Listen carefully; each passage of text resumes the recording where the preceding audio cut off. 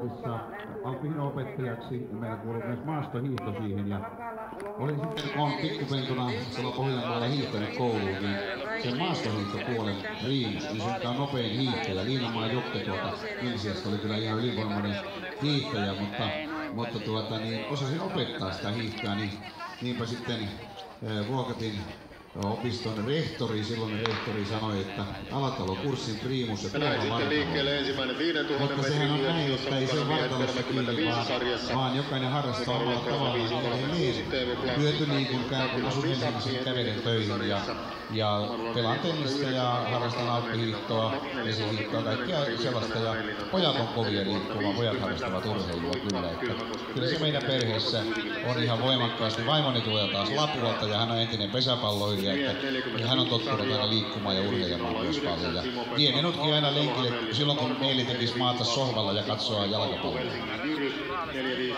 Hyvä. Sitten sinne kotiin näissä kannattaa tehdä, että joku kuri täytyy siellä Arkadianmäen edustajallakin olla.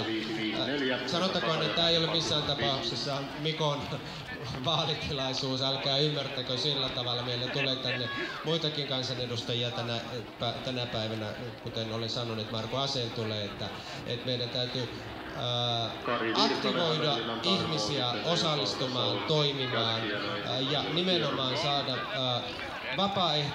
vapaaehtoistyö arvostamaan, ja varsinkin tässä yhdentyvä Euroopan unionin alueella on äärimmäisen tärkeää, että me pidetään huolta tästä meidän vapaaehtoistoiminnasta, järjestötyöstä ja annetaan sille tuki, vai kuinka?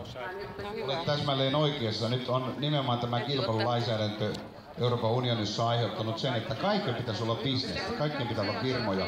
Ja meillähän Suomessa on aina, itse tulen tuolta Pohjanmaalta alun perin, niin se kökkähenki, millä aina on tehty asioita yhdessä talkoilla. Ja nyt sitten verottajakin lähtee näihin puuttumaan. Eli minusta se on kohtuutonta, että pitäisi antaa ihmisten luovuudelle ja tälle talkoohengelle, tälle kolmannelle sektorille, mikä on niin tärkeä niin omaishoidossa kuin liikunta-asioissakin, niin antaa sille mahdollisuus. Se on meillä Suomessa ollut kansakunnan suuri voimavara ja useat hienot asiat ovat lähteneet, mitkä koskevat niin nuorisoseuroja kuin työväenurheiluseuroja, niin ne ovat lähteneet sieltä ihmisten vapaaehtoista työstä. Kyllä, näihin sanoihin on hyvä päättää tämä osio. Kiitos Mikko, ja varmasti sitten Tammerkosken sillalla myös joskus lauletaan. Tiistaina viimeistään lauletaan Tammerkosken sillalla ja kyllä sitä kierretään ihan ympäri Suomea nyt loma-aikana. Hyvä juttu. Oikein hyvää lomaa eduskuntatyöstä Mikko Alatalo. Sitten jätämme hetkeksi nämä